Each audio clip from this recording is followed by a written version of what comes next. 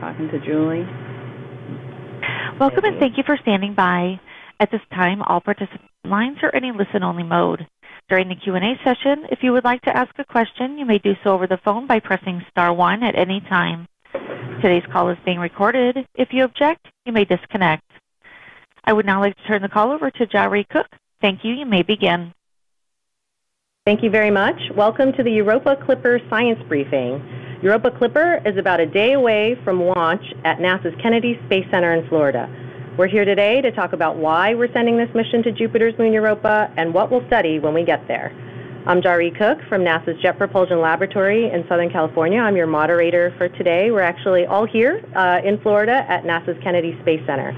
We'll be taking media questions today. As you heard from the operator, press star 1 if you want to ask a question and get into the queue. Do note that if you're watching online, like on YouTube, you should turn your volume off before you open up your mic line, otherwise there'll be feedback. Later today, we will be hosting a pre-launch briefing focused on launch status. So this briefing right now is focused on the science. I'm going to introduce our panelists today, starting with Gina DiBraccio, Acting Director of Planetary Science Division at NASA headquarters. Hi, everyone. Next, we'll have Bob Pappalardo, Project Scientist at JPL. Hello out there. Next is Cynthia Phillips, Project Staff Scientist from JPL. Hi, everyone. And we have Haje Korth, Deputy Project Scientist at the Johns Hopkins Applied Physics Laboratory. Good morning, everyone. We're going to start with remarks from each of the panelists first, and then we'll open it up for questions. So I'll hand it over to Dr. DiBraccio. All right, thanks for having me here today. I'm really excited to be here, and I'm excited to tell you that NASA's Europa Clipper mission will fill important gaps in our understanding of ocean worlds in our solar system and beyond. Exploring Europa is a high priority for NASA. One of our key science activities is to study how life in the solar system has originated and evolved. So with Clipper, we will explore the habitability of Europa in order to determine if it can host life. And that ties directly into our goal of assessing life in the solar system.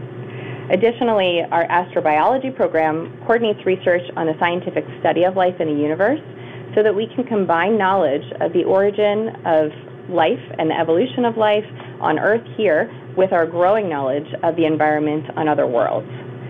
And our planetary science portfolio is really diverse. We explore the entire solar system, and Clipper is the next exciting step in this exploration.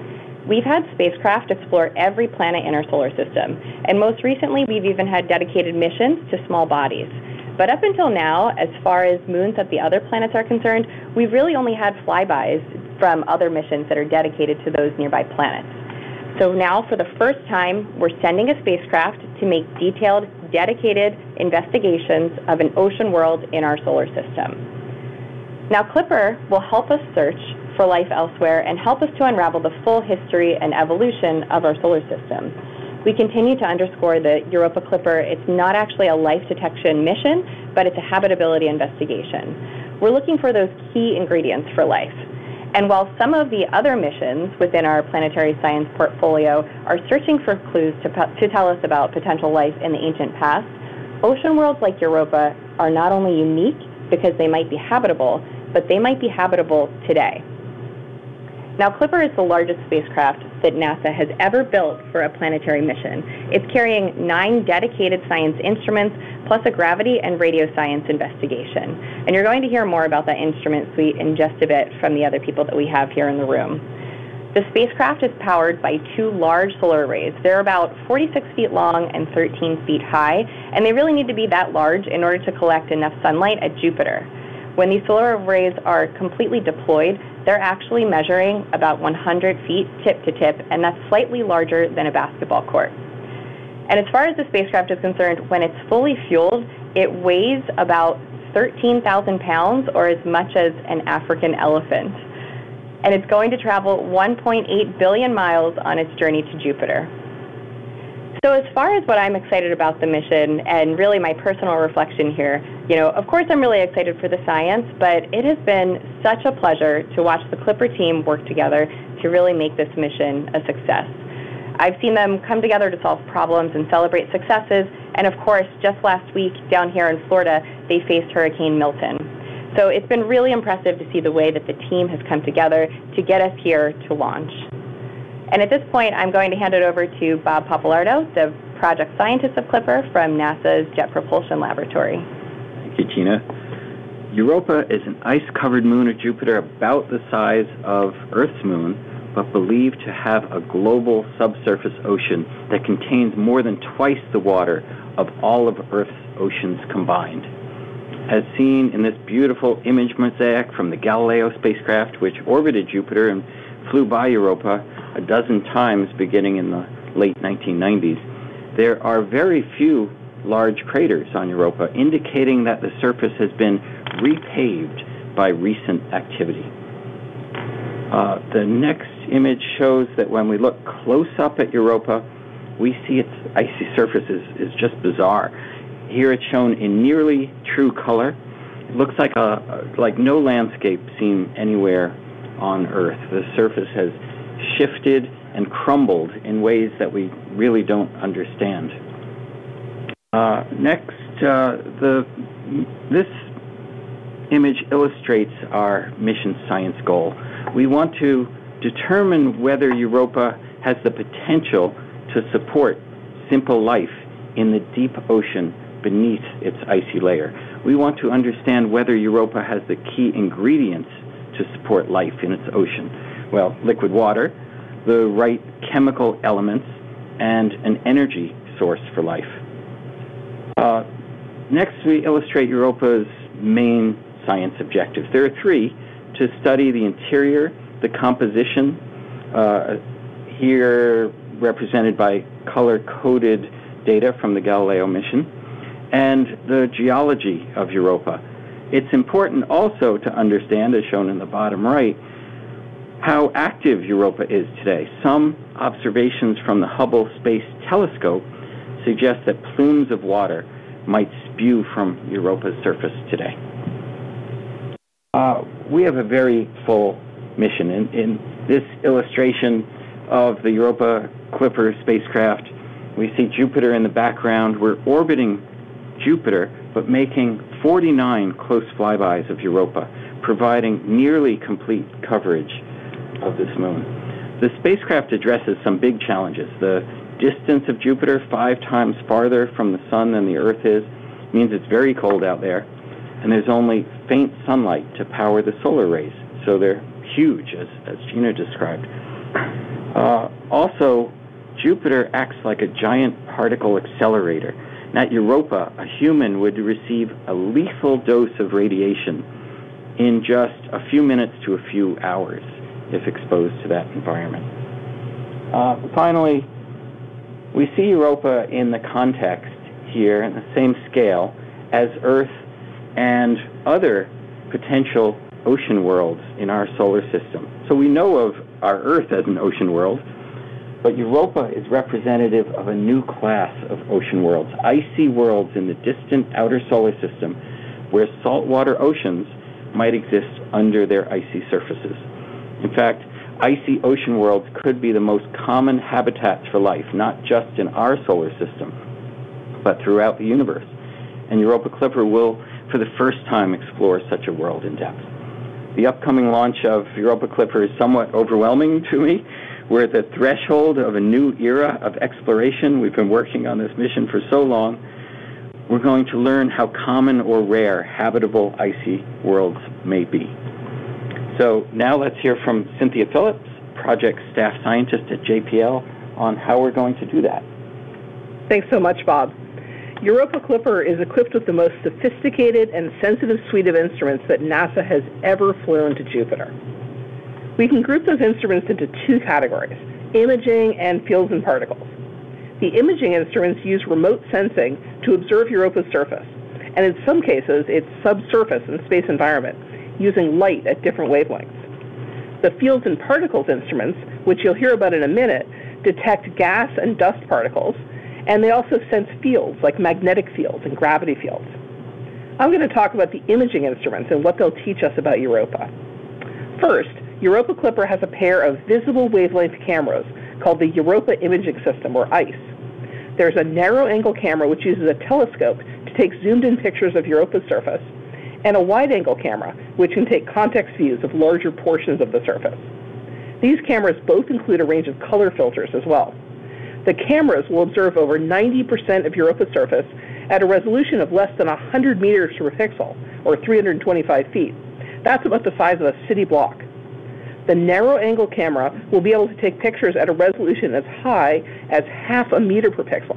That's about 1.6 feet. And so it'll be able to see car-sized objects on the surface of Europa. For comparison, this image here is the highest resolution image that we have from the Galileo spacecraft, at a resolution of only 6 meters per pixel. That's about 20 feet. And we only have one Galileo image at this resolution. Europa Clipper's cameras will be able to observe at 12 times better resolution over a much larger portion of the surface. And I just can't wait to see what we find. Europa Clipper also has a near-infrared spectrometer called MISE, which will be able to map the surface composition of Europa at infrared wavelengths. Previous observations taken by the Galileo spacecraft, such as this image of the crater Menander, helped us start to understand the story of how surface composition is related to geologic features. In this image, we see that the blue colors over the crater have high amounts of water ice, and the yellow and red are compositional signatures of hydrates, which are visible in the chaos terrain to the right. The infrared spectrometer on Europa Clipper will be able to make observations at much higher spatial and spectral resolution. Europa Clipper's thermal imager, called e-Themis, will allow us to observe the surface of Europa in the thermal infrared. This image shows a simulated nighttime observation of Europa from the thermal imager, based on a model from Galileo data. The bright white lines that you can see at the top and the bottom are simulated active cracks, like those that we saw in the south pole of Saturn's moon Enceladus, which has an active plume. If similar activity is actually present on Europa, it'll be easily detectable by the thermal imager, even at a distance. Another way to search for recent activity such as plumes is in the ultraviolet. Europa Clipper's ultraviolet spectrograph, called Europa UVS, will study the surface and atmospheric signature of Europa in short ultraviolet wavelengths. Earth-based ultraviolet observations, such as from the Hubble Space Telescope, as seen in this image that Bob just talked about, have revealed hydrogen signatures just off the limb of Europa, which could potentially be evidence for an active plume. Europa Clipper's ultraviolet spectrograph will be able to make such observations at much higher resolution. Finally, Europa Clipper's ice-penetrating radar instrument, called REASON, will study the surface and the subsurface. Operating at two different frequencies, 9 and 60 megahertz, the radar will bounce signals off Europa's surface. This simulated cross-section image shows how some of those signals will penetrate through into the subsurface, where they may be able to bounce off a liquid water layer, such as a lake within the icy shell, or maybe even penetrate all the way through. Depending on how thick the surface ice layer is, and other factors such as its structure and composition, the radar could be able to penetrate as deep as 30 kilometers. That's about 19 miles below the surface. I was fortunate enough to get to work with the Galileo imaging team as a graduate student back in the 1990s, and it was just so amazing to see the new images of Europa's surface as they came in after each close flyby. I assembled these images into mosaics and other image products for scientific use and also for public release.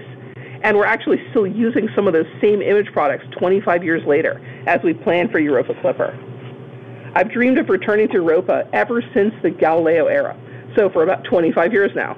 And I've worked actively on the Europa Clipper project for almost 10 years. And I just can't wait to finally get some new close-up views of the surface of Europa.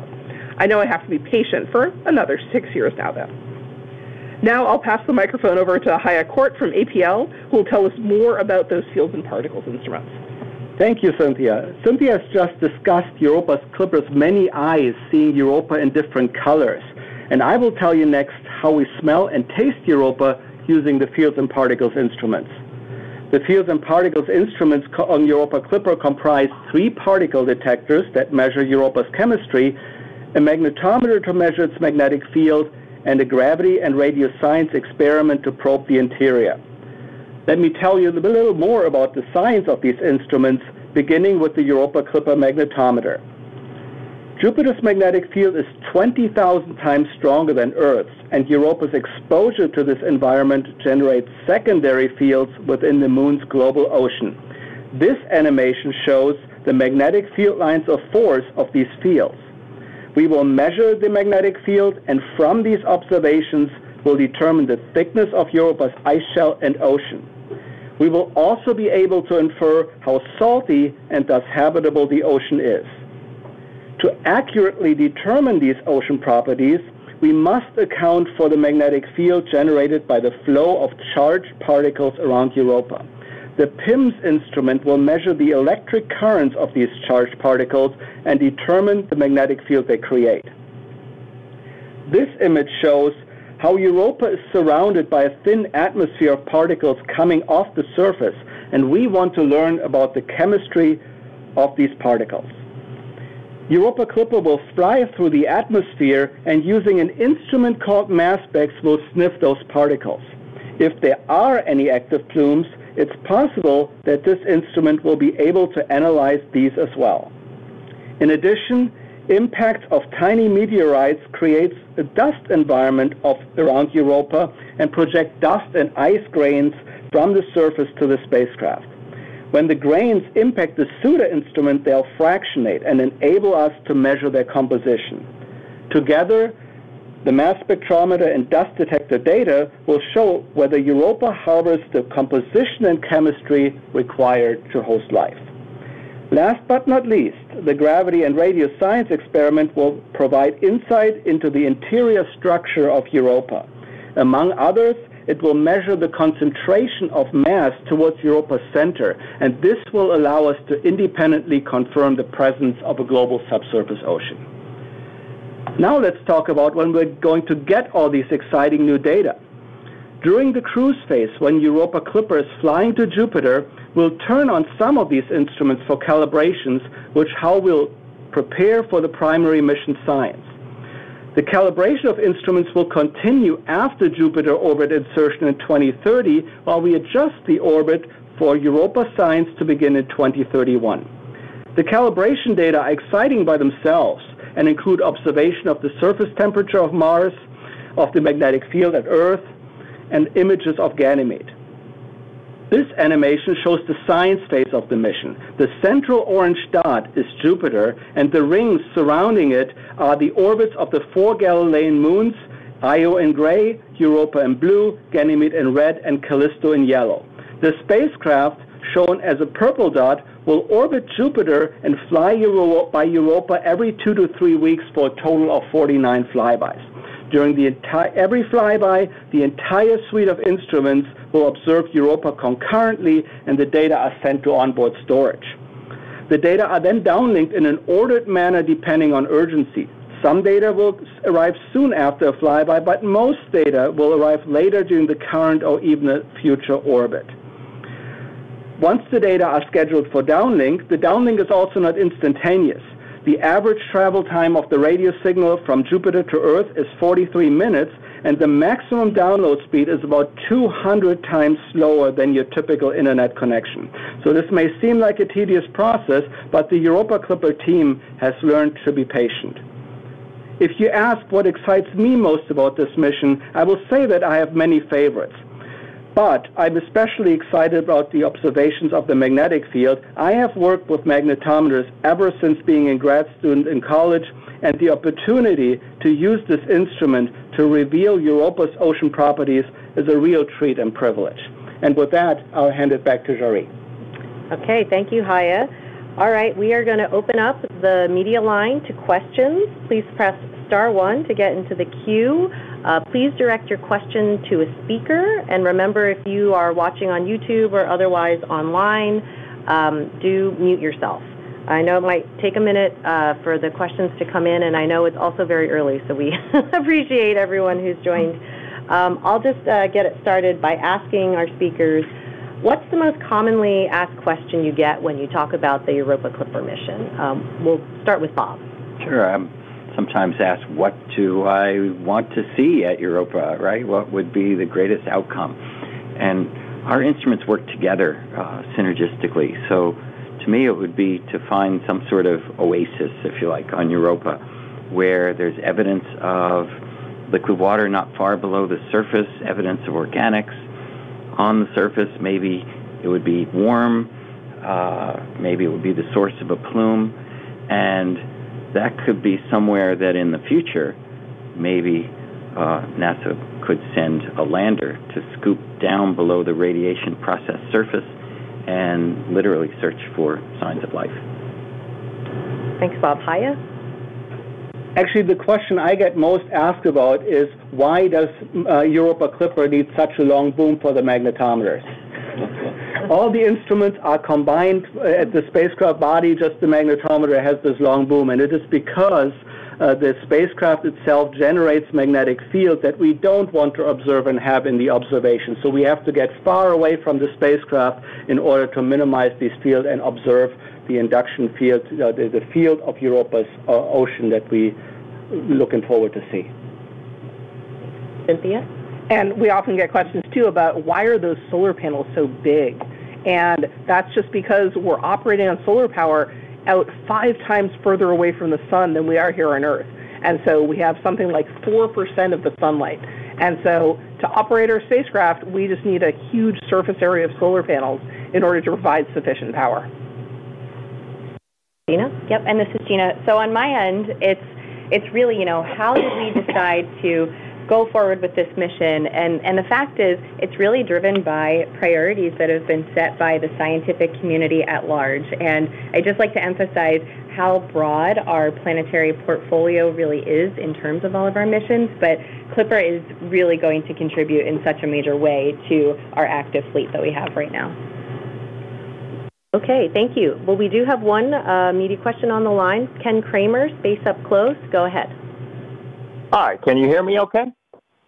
Yep, we can hear you. All right, great. Thank you. Well, thanks for doing this. A million questions. Let me just ask, how much coverage, image-wise, of Europa are you going to be getting in the primary mission, and will it be going to polar orbits, too? Can you describe the orbital trajectories? Thank you. Yeah, so this is Cynthia Phillips. So we're going to get about 90% of Europa's surface at kind of a regional mapping resolution. That's your 100 meters per pixel. And then we'll get a subset of that at these more high resolution. It's hard to see the poles. Most of our flybys are in more of an equatorial trajectory, but we do have one flyby that will actually go over the North Pole, and then I think there's about 3 that will go close to the South Pole and will have some imaging opportunities. And so those 3 flybys working together will allow us to image most of kind of the unknown terrain near the South Pole as well. Okay. Thank you. All right, well, let's also ask another question here. Can you guys talk some more about how there could be an ocean underneath the ice when it's so cold at Europa? Bob? Well, the temperature gets warmer as we go down, and that occurs on Earth and other places. The moon or planet retains heat. Now, why is Europa warm? It's only the size of Earth's moon. Earth's moon has lost most of its ancient heat sources. Europa is squeezed as it orbits around Jupiter. It gets a little closer and a little farther as it orbits Jupiter in a somewhat elliptical orbit. And that squeezing creates heat, tidal heat, we call it. And tidal heating is enough to melt ice, to warm that ice shell and maintain an ocean beneath. A lot of people think the heat is coming from the deep interior. Probably only about 10% comes from the deep interior. Most of it is coming in the ice shell as it is squeezed as Europa orbits every 85 hours, 3.5 Earth days. Okay, we've got a question coming in on social media.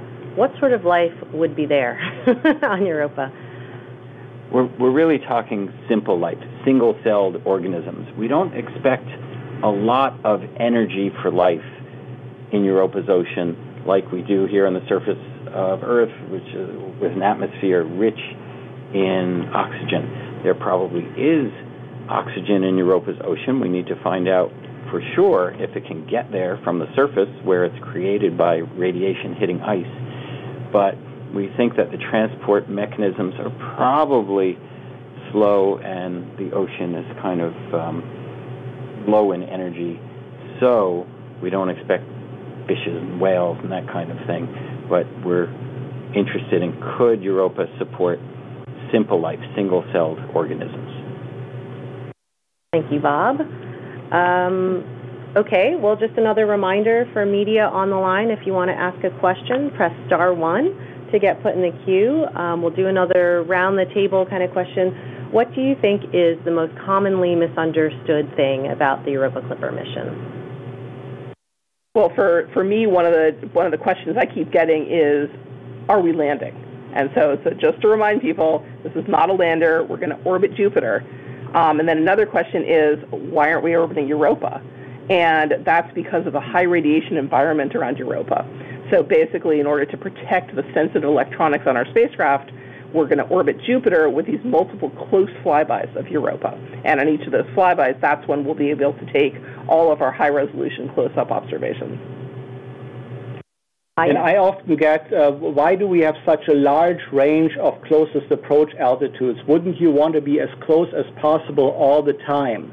And the answer is that every one of the instruments has its specific range where they like to be. Any particle detector or magnetometer would like to be close to the source of the signal, but if you fly an imager too low, the image will smear. So you got to back off a little bit, and the radar has a sweet spot altitude at about 50 kilometers, so it's right in the middle between the 25 kilometers and 100 kilometers that we're targeting among the flybys. Bob? Cynthia got my most asked one, but I'll go to another. That most people assume that the way we measure the ice shell thickness is with the radar. There's a chance that the radar will penetrate all the way through the ice shell, but really the job of the radar is to understand the ice shell from the surface into the interior and to look for lakes. And we are hoping that it can penetrate all the way to the ocean. The way that we will measure the ice shell thickness most confidently is with the magnetometer, because we're getting at that there's a conductive layer, salty water ocean down there, and the ice shell serves as an insulator on top of that conductive layer. And so we get kind of as a byproduct how thick that ice shell is from the magnetometry. Did I say it about right, Haje? You did it. You got it correct. Gina? Yep, and this is Gina. On my side, the question is typically, what type of life do we expect to find on Europa? And as we've underscored many times here, Clipper is not a life detection mission, but we are searching for whether Europa is habitable, a habitable environment. And so just from kind of the NASA standpoint, in terms of our missions, it would be premature to have a life detection mission sent to Europa, and we are really taking those first steps to see if Europa is even habitable. Great. Okay, thank you, Gina. We're going to go back to the media phone lines. We have Joel Achenbach from the Washington Post. Go ahead, Joel. Hi, can you hear me? Yep, we can. Great. Thank you so much for doing this, and let's hope for a good launch tomorrow. Thanks for answering these questions. We had a story that ran, and some of the comments that the readers posted were along the lines of, well, why do we think life, if there is life at Europa in that ocean, why do we think it would have to meet certain criteria that we see with life on Earth, like liquid water and, or certain organic, elements and so on? I mean, can maybe, Bob, you could address that? I mean, are we at all presumptuous about what it takes for something to be alive? Or Cynthia, right, from the astrobiology perspective, could offer for a good perspective. I mean, oh, sure, yeah. Thank you, yeah, Cynthia. I mean, whoever wants to answer it, what is life anyway? No, that's fine. Let me start by saying, right, we know how to search for life as we know it. We don't know how to search for life as we don't know it. So it's logical to say, let's understand this environment as to whether life as we know and understand it could potentially survive and thrive there. Yeah, exactly. And one of the great things about our instrument suite on Europa Clipper is that it's really a broad suite of instruments that it's not dependent on any one kind of life detection. And so, I'd love to have a tricorder. You could just point at something and it says, it's life, Jim, but no one's built me one yet. And so we basically have a series of kind of indirect clues. And so in Europa Clipper, we'll be able to bring this amazing broad instrument suite to study the composition, to study the actual makeup of some of the gas particles and dust particles that are coming off the surface. And so maybe we'll find clues for something that's really suspicious and interesting that looks like some kind of life. Maybe it will be life as we don't know it. I think that this is one where scientists are going to be debating the results of this mission, no matter what we find. And as a scientist, the most exciting thing to find is something unexpected, something you didn't anticipate. And I think that bringing this amazing instrument suite to Europa is going to give us the best chances of finding that. Great. Okay, thank you, Cynthia. We're going to go to a social media question. Max Crusade asks, apart from Europa, are there any other measurements going to be taken, such as something of Jupiter or any other moons of Jupiter? Haje, go ahead. So I mentioned before that we are taking calibrations all the way out from Earth to Jupiter, and we will also be taking calibrations in the Jupiter system, which includes observations of the other moons. On the Europa Clipper mission, we are solely focused on Europa, but all the data that we're collecting will be available at a later time for the PDS community, at the PDS for the community to use and do science with. So there is more than Europa. All right, thank you. We're going to go back to the phone lines. We have Ken Kramer of Space Up Close with a follow-up. Go ahead, Ken. Hi, thank you for taking my follow-up. Yeah, I'm an organic chemist, so I'm super interested in this mission, and good luck. I didn't say it before.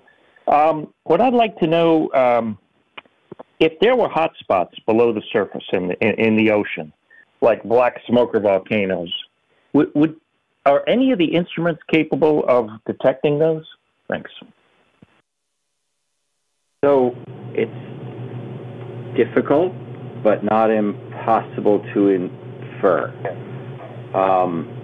Really the best, one way we could potentially do that is if there's a sign from the chemistry we see at the surface, where we might be able to infer that this stuff originated as in contact with hydrothermal systems. Another is if it's really warm down there. I said earlier that it's probably a relatively minor heat source, but we could be wrong. If the ice shell is much thinner than we think, that would imply there's more heat coming from the bottom than we think from the rocky layer. But finally, the most practical way to do it is with gravity. So with 49 flybys, if there are very large volcanoes down on the seafloor, we should be able to get some signal of that from the gravity measurements. So that would be indirect, but it would tell us something's going on down there. Thank you, Bob. All right, we're going to take another social media question. And the question is, it, referring to Europa, might have water beneath its surface, but I'm wondering about its atmosphere. Could one of you talk some more about what kind of atmosphere does Europa have? Haje? Yes, so the atmosphere is essentially created of particles coming off the surface. So if there's ice on the surface, as we know there's a lot of it, these particles will ultimately be loosened off the surface and get into the atmosphere, of course, at a much lower density. But we expect that the atmosphere, in essence, reflects what is on the surface and underneath, and this is how we're going to get part of the chemical signature of the chemistry of Europa. Okay, all right, well, thank you. I'm going to start wrapping up here. The images that you saw today are available on images.nasa.gov. If you go to the newest uploads tab, you can find the images there. If you have additional questions, we have the JPL Media line. We'll be taking phone calls. It's 818-354-5011. We've got lots more live events as we head into the launch period. If you want to stay up to date on the latest, we have a Watch Online page, which is at go.nasa.gov/Europa Clipper Live. You can pick your platform of choice to watch these on. There's also recordings of past streams. We will have information about the pre-launch news briefing this afternoon and live launch commentary, hopefully on Monday in English and Spanish. You can also stay up to date on social media. Follow Europa Clipper on X and Facebook, and NASA JPL, NASA Solar System, and NASA on Instagram. Thank you all for joining us today, and go Europa Clipper. And this concludes today's conference. Thank you for participating. You may disconnect at